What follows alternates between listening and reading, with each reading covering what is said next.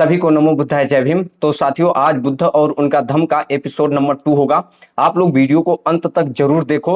मैं आपसे बस यही कहूंगा और लोगों तक जरूर शेयर करो। अगर चैनल पर नए हो तो चैनल को सब्सक्राइब कर लो। साथियों, बुद्ध और उनका धम्म में ऐसी भी चीजें आएंगी जो आपका जो इंटरेस्ट है उसको जगाने के लिए कहानियों के जैसा भी बताया गया है, ताकि आप में इंटरेस्ट जगे और उस किताब को पढ़ सको। क्योंकि मोटी है किताब तो बच्चे पढ़ना छोड़ देते हैं और उसको समझना भी छोड़ देते हैं। आप लोग वीडियो को अंत तक देखोगे, वही हमारा हिम्मत है और वही हमारा मनोबल है। कमेंट करोगे तो और हमारा मनोबल बढ़ेगा और हम अच्छे से बताने की कोशिश करेंगे। लेकिन आप लोग कोई रिस्पॉन्स नहीं दोगे तो हमें लगेगा कि आप लोग ऊब गए हो।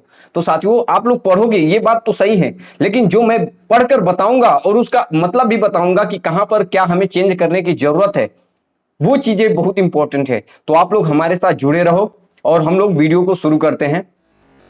तो साथियों, कल हम लोगों ने देखा कि बुद्धा का जन्म हो गया था और जो शुद्धोधन थे वो राजा बने और उन्हीं के हिसाब से राजा कहलाए सिद्धार्थ भी, है ना। तो आज हम लोग पढ़ेंगे आसिम का आगमन। चौथा पॉइंट है। पहला पॉइंट क्या कह रहा है? जिस समय बालक का जन्म हुआ उस समय हिमालय पर्वत पर असीत देवल नाम के एक बड़े ऋषि रहते थे। दूसरा पॉइंट, असीत ने सुना कि आकाश में देवता बुद्ध का पुकार रहे हैं। आकाश जो है बुद्ध को पुकार रहे हैं और उसकी पुनरावृत्ति कर रहे हैं। उसने देखा कि वे अपने वस्त्रों को लहराकर प्रसन्नतापूर्वक इधर उधर घूम रहे हैं। उसने सोचा कि मैं उस जगह क्यों ना जाऊं जहां बुद्ध ने जन्म लिया। थोड़ा ये इंटरेस्ट बनाने के लिए कहानियों के टाइप है ना। आप लोग वो मत देखना कि इसमें गपोड़ गाथा है, आपको लगेगा, लेकिन आप लोग उससे आश्चर्यचकित मत होना, ठीक है ना। तीसरा पॉइंट, संपूर्ण जम्मू द्वीप पर दिव्य चक्षु के अवलोकन करने पर असीत ऋषि ने देखा कि शुद्धोधन के घर एक दिव्य बालक का जन्म हुआ है और अपनी प्रभा से प्रकाशमान हो रहा था। उसके जब असीत ऋषि ने जन्म पर ही सारे देवतागण रोमांचक हो रहे हैं। मतलब वो कह रहा है कि अपने स्थानों पर देवतागण क्या हो रहे हैं? रोमांचित हो रहे हैं। लेकिन यहाँ पर देवतागण का मतलब तात्पर्य ये नहीं है कि जो इस समय के देवी देवता हैं, है ना। सुनो, इसीलिए महान ऋषि असीत अपने भांजे नरदत्त के साथ राजा शुद्धोधन के निवास स्थान पर आए। राजमहल के दरवाजे पर खड़े हो गए थे। तब असीत ऋषि ने देखा कि शुद्धोधन के द्वार पर लाखों आदमी एकत्रित हुए हैं। इसीलिए द्वारपालक के पास गए और बोले, हे द्वारपालक, राजा को जाकर सूचित करो कि दरवाजे पर एक ऋषि खड़े हैं। छठा पॉइंट, तब द्वारपालक राजा के समीप गया और हाथ जोड़कर कहने लगा, राजन, एक वृद्ध ऋषि आए हुए हैं जो द्वार पर खड़े हैं और आपसे भेंट करना चाहते हैं। सातवां पॉइंट, राजा ने असीत के लिए एक आसन की व्यवस्था की और द्वारपालक से कहा, ऋषि को अंदर आने दो। बाहर निकलकर द्वारपालक ने असीत को कहा, कृपया अंदर पधारें। आठवां पॉइंट क्या है तो ध्यान से सुनो। तब असीत राजा शुद्धोधन के पास गए और उसके सामने खड़े होकर बोले, राजन, तुम्हारी जय हो, तुम्हारी जय हो। तुम दीर्घ आयु हो और अपने राज्य का धर्मानुसार शासन करें। नौवां पॉइंट, तब शुद्धोधन ने असीत के आदरपूर्वक असीत ऋषि के चरणों में साष्टांग प्रणाम किया और उसने आसन पर बैठने का आग्रह किया और उन्हें आराम से बैठते हुए देखकर शुद्धोधन ने पूछा, ऋषिवर, मुझे स्मरण नहीं कि इससे पूर्व कभी आपके दर्शन हुए हों। आपके यहाँ आने का क्या उद्देश्य है, क्या कारण है? 10वां पॉइंट, तब असीत, जो असीत था, असीत ने राजा शुद्धोधन को कहा, राजन, तुम्हें पुत्र लाभ हुआ है, मैं उसे देखने की इच्छा से यहाँ आया हूँ। 11 नंबर, शुद्धोधन ने कहा, ऋषिवर, बालक सोया हुआ है, क्या आप थोड़ी देर प्रतीक्षा करेंगे? ऋषि ने कहा, राजन, ऐसी महान विभूति देखकर, या जो उस समय की विभूतियाँ हुआ करती थीं, ऐसे महान विभूतियाँ देर तक नहीं सोया करती। ऐसी विभूतियाँ स्वयं से ही जागरूक होती हैं। 12 नंबर, तब बालक ने असीत ऋषि पर अनुकंपा करके जागृत होने का संकेत दिया। 13 नंबर, यह देखकर कि बालक जग गया है, शुद्धोधन अपने दोनों हाथों से बालक को अच्छी तरह संभाल कर असीत के पास ले आए। 14 नंबर 40 नंबर, ध्यान से सुनो। असीत ने देखा कि बालक 32 महापुरुष लक्षणों से 80 अनुव्ययों से युक्त है। उसका शरीर शुक्र और ब्रह्म से भी बढ़कर है और उसका तेजो मंडल उनके लाखों गुण अधिक दीप्तमान है। ऋषि के मुख से अनायास ही एक पवित्र शब्द निकले, निःसंदेह जगत में अच्छा हुआ, यह अद्भुत पुरुष में आविर्भूत हुआ है। ऋषि ने आसन से उठकर दोनों हाथ जोड़े और उसके पैरों पर गिर पड़े। उन्होंने बालक की परिक्रमा की और उसको अपने हाथों में लेकर विचार मग्न हो गए। 15 नंबर, असित ऋषि को पूर्व भविष्यवाणी जानते थे कि जिसके शरीर में गौतम की तरह 32 महापुरुष लक्षण होंगे, उसकी केवल 2 गतियों में से एक ही होगी, तीसरी नहीं। यदि वह गृहस्थ जीवन में रहा तो वह चक्रवर्ती सम्राट बनेगा, लेकिन यदि वह घर को त्याग प्रव्रजित हो गया तो वह सम्यक बुद्ध बनेगा। 16 नंबर, असित ऋषि पूर्ण आश्वस्त थे कि यह बालक गृहस्थ जीवन में नहीं रहेगा। बालक की ओर देखकर वे सिसकियां भरकर रोने लगे और आंसू बहाने लगे। 18 नंबर क्या कह रहा है, शुद्धोधन ने असित ऋषि को सिसकियां भरकर रोते हुए आंसू बहाते हुए देखा। 19, ऋषि को इस प्रकार रोते हुए देखकर शुद्धोधन के रोंगटे खड़े हो गए और दुखी होकर असित ने कहा, हे ऋषिवर, आप क्यों रो रहे हैं, क्यों आंसू बहा रहे हैं और क्यों इतनी गहरी सिसकियां भर रहे हैं? भविष्य में बालक के लिए कोई अशुभ तो नहीं है? 20 नंबर, इस पर असित ऋषि से कहा, मतलब जो ऋषि था उसने राजा से कहा, राजन मैं बालक के लिए नहीं रो रहा हूँ, उसका तो जो भविष्य है वो निर्विधन है, लेकिन मैं अपने लिए रो रहा हूँ। लेकिन ऐसा क्यों? शुद्धोधन ने पूछा। असित ऋषि उत्तर दिया, मैं वयोवृद्ध हूँ, मेरी बहुत आयु हो गई है और यह बालक निश्चित रूप से बुद्ध बनेगा, परम और पूर्ण ज्ञान प्राप्त करेगा। उसके बाद यह धम्म चक्र प्रवर्तन करेगा जिसके पहले किसी ने नहीं किया। तदंतर संसार की खुशी और लोक कल्याण के लिए शुद्धम का उपदेश करेगा। 22 नंबर, जिस श्रेष्ठ जीवन की, जिस सदम धर्म, क्या सद्धर्म की वह घोषणा करेगा, वह आदि में कल्याणकारक, मध्य में कल्याणकारक और अंत में कल्याणकारक होगा, और वह अर्थ और भाव से निर्दोष और पूर्ण होगा, वह परिपूर्ण और परिशुद्ध होगा।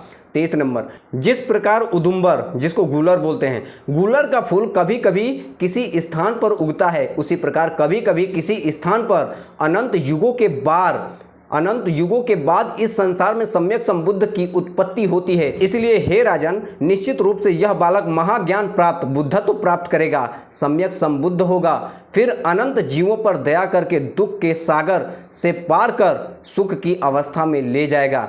24 नंबर, लेकिन मैं उस बुद्ध को नहीं देख सकूंगा, इसलिए राजन मैं रो रहा हूँ, दुख में मैं जोर से सिसकियां भर रहा हूँ, मैं बुद्ध की पूजा नहीं कर पाऊंगा।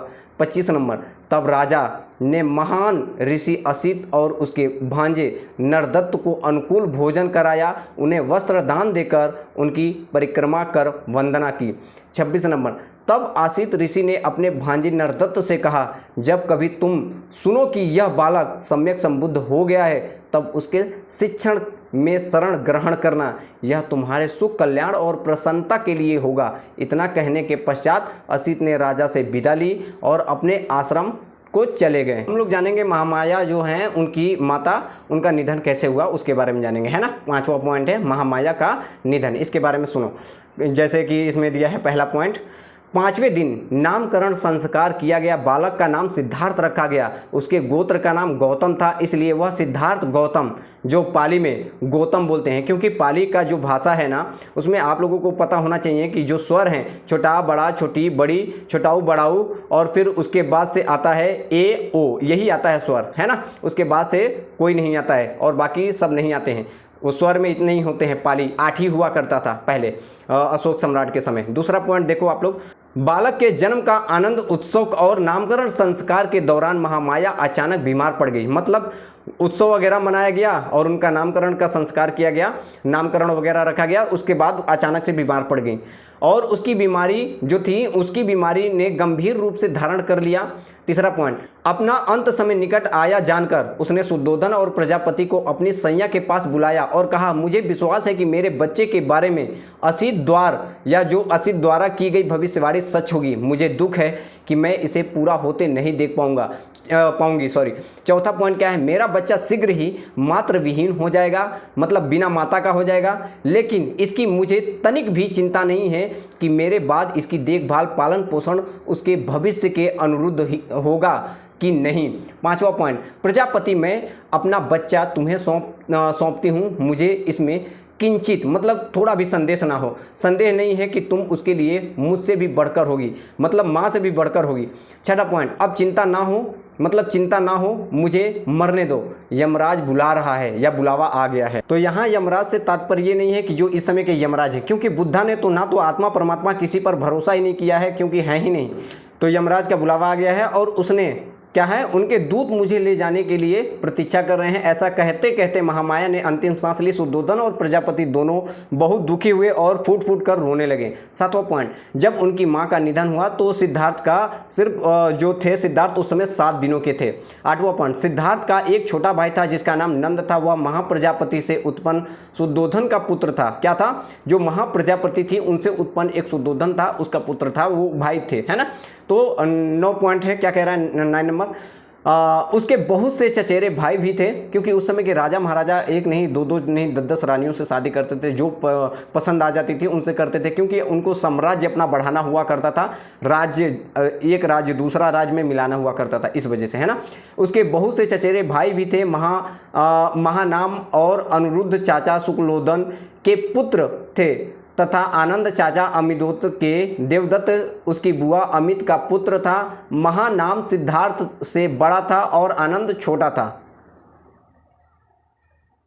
अब हम लोग अगला पॉइंट पढ़ेंगे, बचपन और शिक्षा। 6ठा पॉइंट है, बचपन कैसी थी और शिक्षाएं क्या क्या थी। पहला पॉइंट है, जब सिद्धार्थ चलने और बोलने योग्य हो गए तो शाक्यों के वरिष्ठ जन एकत्रित हुए और उन्होंने शुद्धोधन से कहा कि बालक को ग्राम देवी अभया के मंदिर में ले जाना चाहिए। उस समय कोई मंदिर हुआ करता था, लेकिन ये जरूरी नहीं है कि यही मंदिर हुआ करता था। इधर थोड़ा गपोड़ गाथा भी होगा, लेकिन कोई दिक्कत नहीं है, हमें उससे कोई दिक्कत नहीं होनी चाहिए। आगे का जो हमारा इंपॉर्टेंट टॉपिक होगा इसमें बुद्धा और उनके धम्म में आगे है ना। तो सुनो, दूसरा पॉइंट, शुद्धोधन ने स्वीकार किया और उन्होंने महाप्रजापति से बालक को कपड़े पहनाने को कहा। तीसरा पॉइंट, जब बालक सिद्धार्थ को कपड़ा पहना रही थी तब बालक ने अत्यंत मधुर वाणी में अपनी मौसी से पूछा कि उसे कहाँ ले जाया जा रहा है। जब उसे मालूम हुआ कि उसे मंदिर ले जाया जा रहा है तो वह मुस्कुराया, लेकिन शाक्यों के रीति रिवाज के अनुसार वह मंदिर गया। चौथा पॉइंट, उस समय के जो शाक्य हुआ करते थे उनका रीति रिवाज अलग चलता था, ना कि ये वाला जो इस समय के गपोड़ गाथा लोग मंदिर में करते हैं ना। चौथा पॉइंट, 8 वर्ष की आयु में सिद्धार्थ ने अपनी शिक्षा आरंभ की। कितने वर्ष की आयु में? तो 8 वर्ष की आयु में। लोग कहते हैं कि शिक्षा क्या किया उन्होंने, तो सुन लो, देख लो। जिन 8 ब्राह्मण को शुद्धोधन ने महामाया के स्वप्न की व्याख्या करने के लिए बुलाया था और जिन्होंने उसके बारे में भविष्यवाणी की थी, वे ही उसे प्रथम आचार्य हुए। छठा पॉइंट क्या है? जो कुछ वे जानते थे उतना उसे पढ़ा देने के बाद शुद्धोधन ने उद्दिक देश के उच्च कुल के प्रतिष्ठित विद्वान, भाषाविद और व्याकरण, वेद वेदांग और उपनिषदों में निपुण सबमित को बुलाया या बुलवाया। उनके हाथ में स्वर्ण कलश से समर्पण का जल डालकर शुद्धोधन ने उसे पढ़ाने के लिए उनको सौंप दिया। वह उसका दूसरा आचार्य था। 7वां पॉइंट क्या है? उसके अधीन गौतम ने उस समय के सभी दर्शन और शास्त्रों में निपुणता प्राप्त की। 8वां पॉइंट है, इसके अतिरिक्त उसने भारद्वाज से एकाग्रता और समाधि का ज्ञान प्राप्त किया। भारद्वाज अलार्म कलाम का शिष्य था जिसका कपिलवस्तु में ही आश्रम था। तो ये जो चीज़ें आपको बताई जा रही हैं कि इन्होंने उनको शिक्षा दी, ये दी, वो दी, रियल बात तो अगर हम इस समय का अपडेट हम देखें तो गौतम बुद्ध को शिक्षा देने वाले तो कोई था ही नहीं। उनको खुद ज्ञान की प्राप्ति हुई थी और वो अपने आप ही निपुण हुए थे सब कुछ में। लेकिन इस समय के जो किताब के हिसाब से हम देखें, बाबा साहब ने जिस हिसाब से लिखा है, उनको जो एविडेंस उस समय अवेलेबल थे उस हिसाब से उन्होंने बुद्धा के बारे में लिखा है। अब 7वां पॉइंट पढ़ेंगे, आरंभिक प्रवृत्तियां। आरंभिक प्रवृत्तियां क्या है? जैसे शुरुआती उनका दौर कैसा था, तो इसके बारे में ध्यान सुनो। पहला पॉइंट सुनो, जब भी वह अपने पिता के खेतों पर जाता और जब वहां कोई काम नहीं रहता तब वह एकांत स्थान में ध्यान का अभ्यास करता था। कौन? सिद्धार्थ। दूसरा पॉइंट, उसके मानसिक विकास के लिए सभी प्रकार की शिक्षा व्यवस्था की गई थी और क्षत्रिय के अनुरूप सैन्य कला में शिक्षा आह्वान की गई थी। इसमें क्षत्रिय का मतलब अगर हम अपडेट करें तो खत्तीय होता थे पहले। क्या? बुद्ध के समय खत्तीय होते थे और उसका चेंज करके अपडेट करके क्षत्रिय कर दिए। तीसरा पॉइंट, शुद्धोधन को यह चिंता थी कि कहीं ऐसा ना हो कि उसके पुत्र में मानसिक गुणों के ही विकास हो और पौरुष में पिछड़ जाए, मतलब जैसे कि पुरुषों के जैसा काम करना, मेहनत करना, ये चीजों में, है ना। चौथा पॉइंट, सिद्धार्थ स्वभाव से ही कारुणिक था, उसे यह पसंद नहीं था कि एक आदमी दूसरे आदमी का शोषण करे। पांचवा पॉइंट, एक बार वह अपने मित्रों के साथ अपने पिता के खेत में गया और वहां उसने मजदूरों को खेत जोतते, बांध बनाते और वृक्ष काटते हुए देखा। वे तेज धूप में बहुत कम कपड़े पहने ही काम कर रहे थे। छठा पॉइंट, उस दृश्य का उसके मन पर बहुत प्रभाव पड़ा और द्रवित हो उठा। सातवां पॉइंट, उसने अपने मित्रों से कहा कि क्या यह उचित है कि एक आदमी दूसरे आदमी का शोषण करे? यह कैसे सही हो सकता है कि मजदूर मेहनत करे और मालिक उसकी मजदूरी का ऐश करे? आठवां पॉइंट, उसके मित्र नहीं जानते थे कि इसका क्या उत्तर दिया जाए, क्योंकि वे जीवन की पुरानी विचारी परंपरा में विश्वास रखते थे कि मजदूर का जन्म सेवा करने के लिए होता है और अपने मालिक की सेवा करना ही उसका नियति है ना। नौवां पॉइंट, साक के लोग वप्र मंगल नामक एक उत्सव मनाया करते थे, जो खेत बोने के प्रथम दिन मनाया जाने वाला यह एक ग्रामीण उत्सव था। प्रथा के अनुसार उस दिन प्रत्येक जो शाक्य को अपने हाथों से हल चलाना पड़ता था।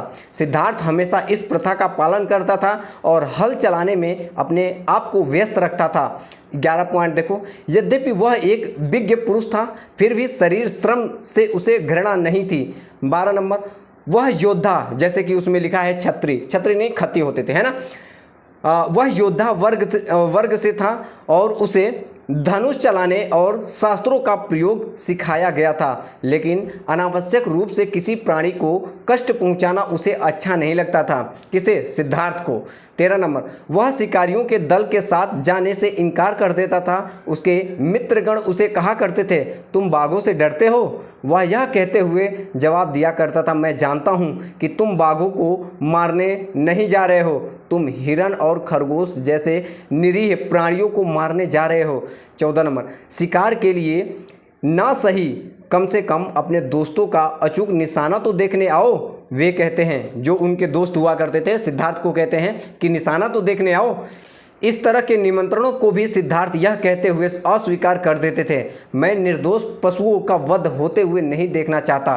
15 नंबर, सिद्धार्थ की इस प्रवृत्ति से प्रजापति गौतम बहुत चिंतित हो गई। वह उससे यह कहते हुए तर्क देती, तुम भूल गए हो कि तुम एक क्षत्रिय हो और लड़ना तुम्हारा कर्तव्य है। युद्ध कला केवल शिकार से ही सीखी जा सकती है, क्योंकि शिकार से ही तुम सही निशाना लगाना सीख सकते हो। आखेट ही योद्धा वर्ग के लिए प्रशिक्षण भूमि है। 17 नंबर, सिद्धार्थ अक्सर गौतमी से पूछा करता, लेकिन माँ क्षत्रिय को क्यों लड़ना चाहिए? और गौतमी उत्तर दिया करती, क्योंकि यह उसका कर्तव्य है। 18 नंबर, सिद्धार्थ उसके उत्तर से कभी संतुष्ट नहीं होता।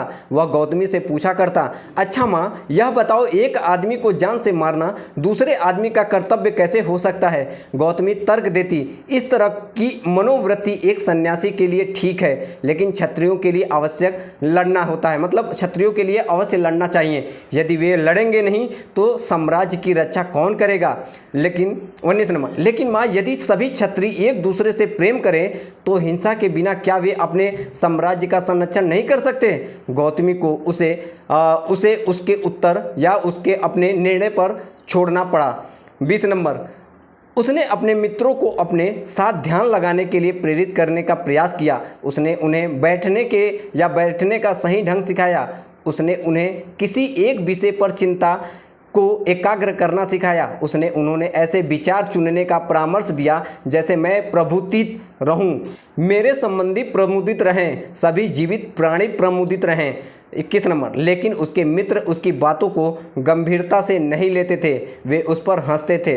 22 नंबर, आंखें बंद करने पर वे ध्यान के विषय पर एकाग्र नहीं हो पाते थे। कोई अपनी आंखों के सामने मारने के लिए हिरण देखते थे या खाने के लिए मिठाइयाँ। वो जो उनके दोस्त थे वो अब ध्यान नहीं लगा पाते थे और क्या करते थे, उनके आंखों के सामने हिरण आते थे, मिठाइयाँ आती थी, ताकि उनका ध्यान एक जगह पर एकाग्र ही नहीं हो पाता था सिद्धार्थ के अलावा। 23 नंबर, उनके माता पिता को उनका ध्यान लगाना अच्छा नहीं लगता था। वे सोचते थे कि यह क्षत्रिय जीवन के एकदम विपरीत है। 24 नंबर, सिद्धार्थ को विश्वास था कि ठीक विषय वस्तु पर चित्र एकाग्र करने से व्यापक मैत्री भावना का विकास होता है। वह यह कहते हुए अपने को न्यायोचित ठहराता था। जब हम जीवित प्राणियों के बारे में सोचते हैं तो हम भेद विभेद करना शुरू कर देते हैं।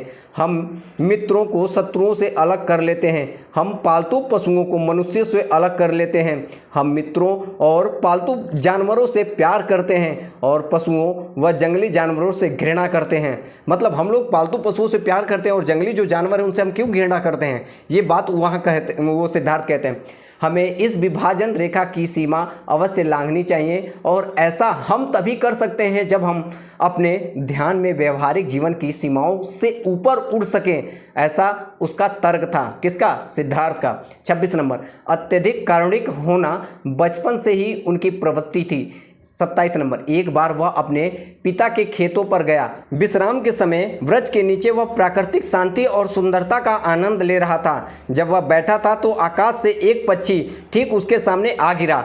पक्षी एक तीर से घायल था जो उसके शरीर में बिधा हुआ था और जिसके कारण वह पीड़ा से छटपटा रहा था। जब एक पक्षी आई उनके पास, तीर लगा हुआ था सिद्धार्थ के पास। अगला पॉइंट, सिद्धार्थ पक्षी की सहायता के लिए दौड़ा। उसने तीर निकाला, घाव पर पट्टी बांधी और उसने पानी पीने के लिए दिया। उसने पक्षी को उठाया, जहां बैठा था वहां गया और अपनी चादर से पक्षी को लपेट लिया और उसने गर्मी देने के लिए छाती पर लगा लिया। 30 नंबर, सिद्धार्थ को आश्चर्य हो रहा था कि इस निर्दोष पक्षी पर तीर किसने चलाया होगा। शिकार के सभी हथियारों से सुसज्जित उसका फुफेरा भाई देवदत्त वहां जल्दी आया। उसने सिद्धार्थ से कहा कि उसने आकाश में उड़ते हुए एक पक्षी को तीर मारा है। पक्षी कुछ दूरी पर उड़ा फिर गिर गया। उसने पूछा, क्या तुमने देखा है? सिद्धार्थ ने हाँ में उत्तर दिया और उसने पक्षी को दिखाया जो अब तक पूर्णतः स्वस्थ हो चुका था। अगला पॉइंट 32 नंबर, देवदत्त ने मांग की कि वह पक्षी उसे या उसके हवाले कर दिया जाए। सिद्धार्थ ने इससे इनकार कर दिया। दोनों के बीच तर्क वितर्क और विवाद होने लगा। देवदत्त का तर्क था कि पक्षी का मालिक वही है, क्योंकि शिकार के नियमों के अनुसार जो पक्षी को मारता है उसी का पक्षी पर अधिकार है। 34 नंबर, सिद्धार्थ ने नियम के आधार पर उसे अस्वीकार कर दिया। उसका तर्क था कि जो किसी की रक्षा करता है वही उसका स्वामी हो सकता है, हत्यारा कैसे किसी का स्वामी हो सकता है। 35 नंबर, दोनों में से एक भी पक्ष झुकने को तैयार नहीं था। मामला फैलने के लिए न्यायालय पहुंचा। न्यायालय द्वारा सिद्धार्थ गौतम के तर्क को न्यायिक ठहराया गया। 36 नंबर, देवदत्त तभी से उसका स्थायी शत्रु बन गया, लेकिन सिद्धार्थ की करुणा भावना इतनी अनुपम थी